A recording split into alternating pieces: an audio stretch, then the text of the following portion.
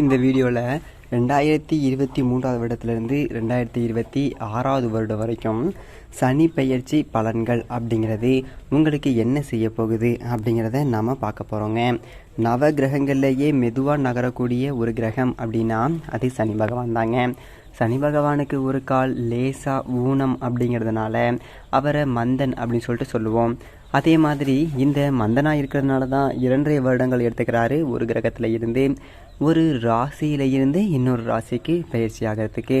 அதே மாதிரி பார்த்தீங்க அப்படின்னா சனி பகவானை மாதிரி கொடுக்கவும் முடியாது, கெடுக்கவும் முடியாது. ஆனால் சமூகத்தில் சனி பகவானுக்கு எடுக்கக்கூடிய ஒரு கிரகம் அப்படி சொல்லிட்டு நினச்சிக்கிட்டு இருக்காங்க. வாழ்க்கையினுடைய மேடு பள்ளத்தை காட்டக்கூடியவர் தாங்க சனி பகவான்.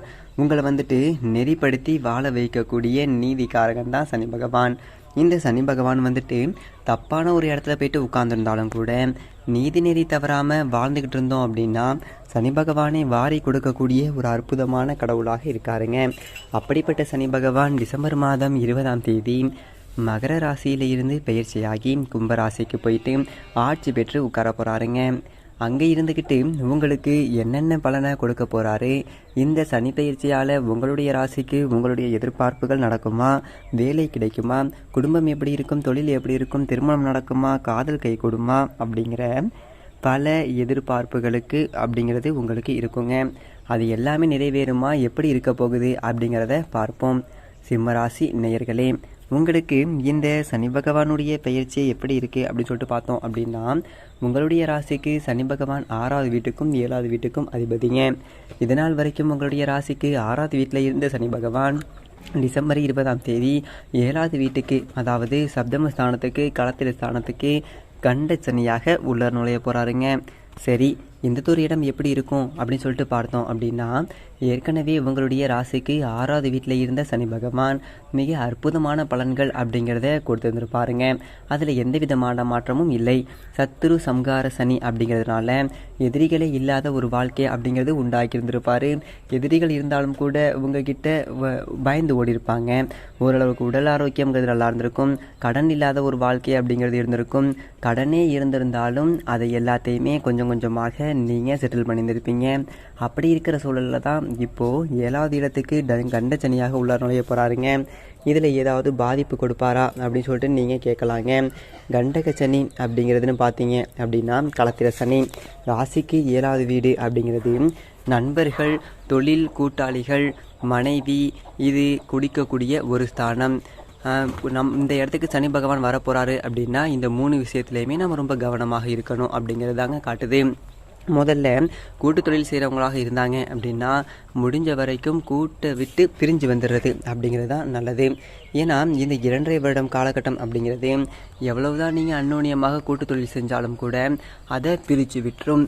அதனால் கூடுமான வரைக்கும் நீங்களாக பிரித்து காட்டியும் தனித்து வந்தீங்க அப்படின்னா இயங்கக்கூடிய அளவுக்கு நீங்கள் உங்களை வளர்த்துக்கிறது அப்படிங்கிறது நல்லது.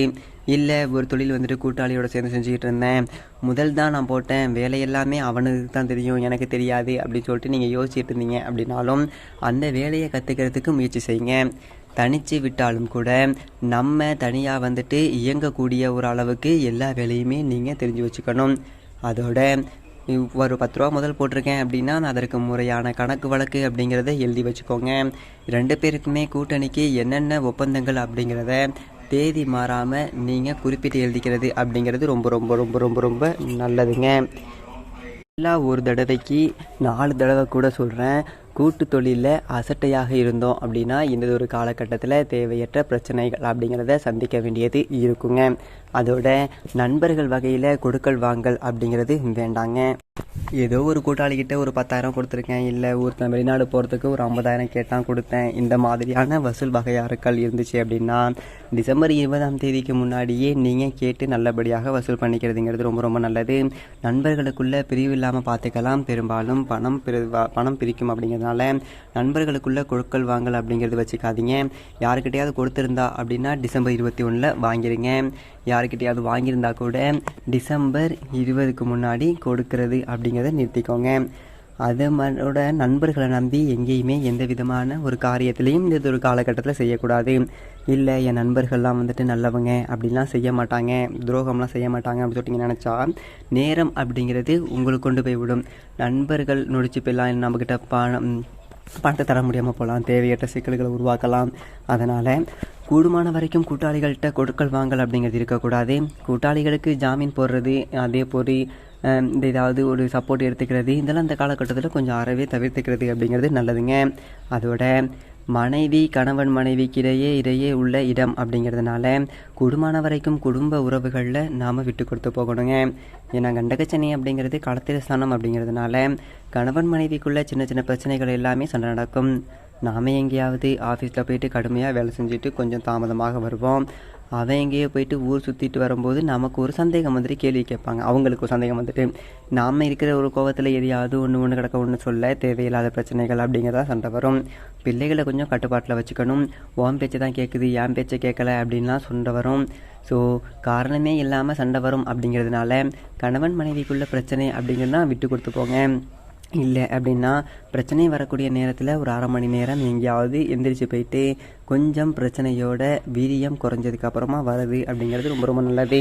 அதோட சனி பகவானுடைய பார்வை அப்படிங்கிறதும் உங்களுடைய ராசியிலேயே விழுது. 7வது வீட்டில் இருக்கிற சனி பகவான் உங்களுடைய ராசியை பார்க்குறாரு, சுகஸ்தானத்தை பார்க்குறாரு, பாக்கியஸ்தானத்தை பார்க்குறாரு. அப்போது உங்களுடைய சொந்த ராசியவே சனி பகவான் பார்க்குறாரு. அப்படிங்கிறதுனால உங்களுடைய உடல் ஆரோக்கியமும் அறிவாற்றல், முன்னேற்றம், உற்சாகம், அதே போல் ஜீவனம், இது எல்லாத்துலேயுமே ஒரு மாற்றத்தை நீங்கள் சந்திக்க வேண்டியது இருக்குங்க. நல்ல திடகாத்திரமாக இருந்தவங்க எல்லாமே திடீர்னு சோம்பேறி ஆவாங்க. என்னடா இது நல்லா தான் இருந்தோம், இப்போ எந்த வேலையுமே செய்ய முடியலை, ஒரு குனிஞ்சு ஒரு பொருளை கூட நம்மளால் எடுக்க முடியலையே அப்படி சொல்கிற அளவுக்கு சில பேருக்கு உடல் பருமனாகிடும். அதனால் ஆரோக்கிய விஷயத்தில் நீங்கள் ரொம்ப அதிகபட்ச கவனம் கடைபிடிக்கணும். எண்ணெய், காரம், கொழுப்பு, மசாலா, மாமிச உணவுகள், துரித உணவுகள், இது எல்லாத்தையுமே நீங்கள் கொஞ்சம் தவிர்த்துக்கிறது அப்படிங்கிறது நல்லதுங்க. ஏன்னா உடல் பருமனாகி எந்த விதமான ஒரு வேலையும் செய்ய முடியாமல் போகக்கூடிய அளவுக்கு சூழல் அப்படிங்கிறத கொடுக்கும். போதாத குத்தத்துக்கு அவங்களுடைய பார்வை உங்களுடைய ராசிக்கு சுகஸ்தானத்திலேயே விழுகுது. அப்படிங்கிறதுனால ஆரோக்கியத்தில் அடிக்கடி பிரச்சனைகள் அப்படிங்கிறது வருங்க. அதே மாதிரி குடும்ப ரகசியங்கள் அப்படிங்கிறத நீங்கள் வெளியில் பகிர்ந்துக்கக்கூடாது. என்னதொரு பிரச்சனையாக இருந்தாலும் ஒரு 4 செவத்தை தாண்டி அதை வெளியில் போகக்கூடாது. அடிச்சுக்கிட்டாலும் பிடிச்சிக்கிட்டாலும் வீட்டுக்குள்ளேயே இருந்துக்கிறது அப்படிங்கிறதாங்க நல்லது. சனிப்பார்வை நாளில் விழுகுது அப்படிங்கிறப்போ சில பேருக்கு புது வாகனம் வாங்குவதில் ஆர்வம் அப்படிங்கிறது இருக்குங்க. இருந்தாலும் ஒரு தடவைக்கு பல தடவை யோசித்து செய்கிறது அப்படிங்கிறது நல்லது. கடல் தாண்டி போகணும், ஒரு வெளிநாட்டில் போயிட்டு சம்பாதிக்க போகிறேன், துபாயில் போயிட்டு ஒரு நண்பன் இருக்கான், சிங்கப்பூரில் சொந்தக்காரன் இருக்கான், விசா அனுப்புகிறேன் அப்படின்லாம், இந்த மாதிரிலாம் ஒரு பயணம் போகலாம் அப்படின்னு சொல்லிட்டு இருக்கேன் அப்படின்னா சுய ஜாதகத்தை 1க்கு 4 தடவை நல்ல ஜோதிடர்கள்ட்ட காமிச்சு ஆராய்ச்சி செஞ்சு அதன் பிறகு போகிறது அப்படிங்கிறதாங்க நல்லது. ஏன்னா இந்த காலத்தில் ஸ்தானத்தில் சனி இருக்கும்போது கணவன் மனைவி பிரிஞ்சு போகணும் அப்படிங்கிறது ஒரு இயல்பான ஒரு விஷயம். பிரிஞ்சிருந்தால் ஒற்றுமையாக இருக்கலாம், ஒன்றா இருந்தால் சண்டை போட்டு இருக்கணும். அப்போ வெளிநாடு போகிற வாய்ப்பு அப்படிங்கிறது தாராளமாக போகலாம். ஆனால் சுய ஜாதக பலன் அப்படிங்கிறது ரொம்ப ரொம்ப ரொம்ப ரொம்ப அவசியங்க. அதை நீங்கள் மறந்துடக்கூடாது. சனியினுடைய பார்வை அப்படிங்கிறது பாக்கியஸ்தானம் 9வது வீட்டில் இருக்குது. அப்படிங்கிறதுனால நிறைய புது வாய்ப்புகள் எல்லாமே உங்களுக்கு கிடைக்கும். அதே மாதிரி தொழிலில் கூட்டு தொழில் செய்யணும் அப்படி சொல்லிட்டு முடிவு பண்ணிங்க அப்படின்னா கூட்டாளிகளினுடைய ஜாதகத்தையும் நீங்கள் பார்த்து பொருத்தம், அதாவது திருமணத்தின் பொருத்தம் பார்க்குற மாதிரி பார்த்து அது ஒத்துவத்தான் செய்யலாம். அதை விட நாம் சும்மா செய்கிறேன் அப்படி சொல்லிட்டு செய்ய வேண்டியது இல்லைங்க. அதோட வெளிநாடு போகக்கூடியவர்கள் தாராளமாக போகலாம். அதே நேரத்தில் அங்கேருந்து திரும்பி வரவங்களாக இருந்தாங்க அப்படின்னா திரும்பி வரத்துக்கு கொஞ்சம் இடைஞ்சல்கள் அப்படிங்கிறது இருக்கும். அதாவது தாய்நாடு திரும்ப முடியாத ஒரு சூழல், திடீர்னு எதுவுமே தர மாட்டாங்க, இல்லை விசா ஏதாவது கேன்சல் பண்ணிட்டு போன்னு சொல்லுவாங்க. இந்த மாதிரியான பிரச்சனை வரும். அப்படிங்கிறதுல கவனத்தை வச்சுக்கிட்டு நீங்கள் போகணும். இப்போ பயணம் போனோம் அப்படின்னா 2 வருஷம் கழிச்சு தான் திரும்பி வருவோம் அப்படிங்கிற ஒரு முடிவோடு நீங்கள் பயணம் போகிறவங்க போகலாம். இல்லை ஒரு 6 மாதத்தில் வரேன், 1 வருஷத்தில் வரேன் அப்படிங்கிறவங்க பேசாமல் இங்கேயே இருந்துடுறதுங்கிறது நல்லது. அதே மாதிரி 2024ஓட முதல் மாதத்துலேயே உங்களுக்கு கொஞ்சம் மனதுக்கு ஒரு மனை கட்டி உயரக்கூடிய ஒரு யோகம். ஏன்னா குடும்ப உறுப்பினர்களில் ஒருத்தருக்கு மேற்பட்டவர் சம்பாதிக்கக்கூடிய ஒரு வாய்ப்புகள் இருக்குது. அப்படிங்கிறதுனால எவ்வளோ கஷ்டத்துலேயும் காஸ்ட் பணம் 10 ரூபா வந்துட்டு போகும். அதோட 22/2024 இருந்து 14/3/2028 வரைக்குமே ராகுவினுடைய சாரத்தில் சனி இருக்காரு. அப்படிங்கிறதுனால அலைச்சல்கள் அப்படிங்கிறது கொஞ்சம் அதிகமாக இருக்கும், ஆதாயம் குறைவாக இருக்கும். அதனால் தேவையற்ற பயணங்கள் அப்படிங்கிறத தவிர்த்துக்கிறது அப்படிங்கிறது நல்லது. வருமானம் அப்படிங்கிறது போதுமானதாகவே இருந்தாலும் கூட அதை மிச்சப்படுத்துறது அப்படிங்கிறது நம்மளால் முடியாது. செலவு அப்படிங்கிறது ஒரு பக்கம் வந்துக்கிட்டே தான் இருக்கும். அதே நேரத்தில் குரு பகவான் உங்களுடைய ராசிக்கு 10வது வீட்டுக்கு வராரு. 10ல் குரு அப்படிங்கிறது ஒரு சோதனை காலம்தான். ஏப்ரல் மாதத்தில் உங்களுடைய ராசிக்கு 9ல் இருந்து குரு 10க்கு வராரு. 10ல் குரு வரும்போது பதவியையும் கொஞ்சம் ஒரு இருப்பிடத்தையும் மாற்றும். இல்லை நான் வாடகை வீட்டில் இருக்கேன், வேறு வீட்டுக்கு போகணும், இல்லை டிரான்ஸ்ஃபர் தேவையில்லாமல் கிடைக்கும், மன உளைச்சல் கிடைக்கிற வகையில் இந்த மாதிரியான பிரச்சனைகள் எல்லாமே வரும். கவனமாக இருந்துக்கிறது அப்படிங்கிறது நல்லது. மொத்தத்தில் இது உங்களுக்கு ஒரு கலவையான ஒரு பலனை கொடுக்கக்கூடிய ஒரு சனி பயிற்சியாக தான் இருக்கும். சனிக்கிழமைகளில் சனி பகவானுக்கு எல் தீபங்கள் ஏற்றுங்க. எல் சாதத்தை நெய்வேத்தியமாக படைச்சிட்டு காக்கைக்கு அன்னமிடுங்க. விநாயகர் பெருமான் வழிபாடு அப்படிங்கிறதும் அனுமன் வழிபாடு அப்படிங்கிறது தொடர்ச்சியாக செஞ்சுட்டே வாங்க. அனுமன் சாலிசா ஒரு கேட்டுக்கிட்டே இருங்க.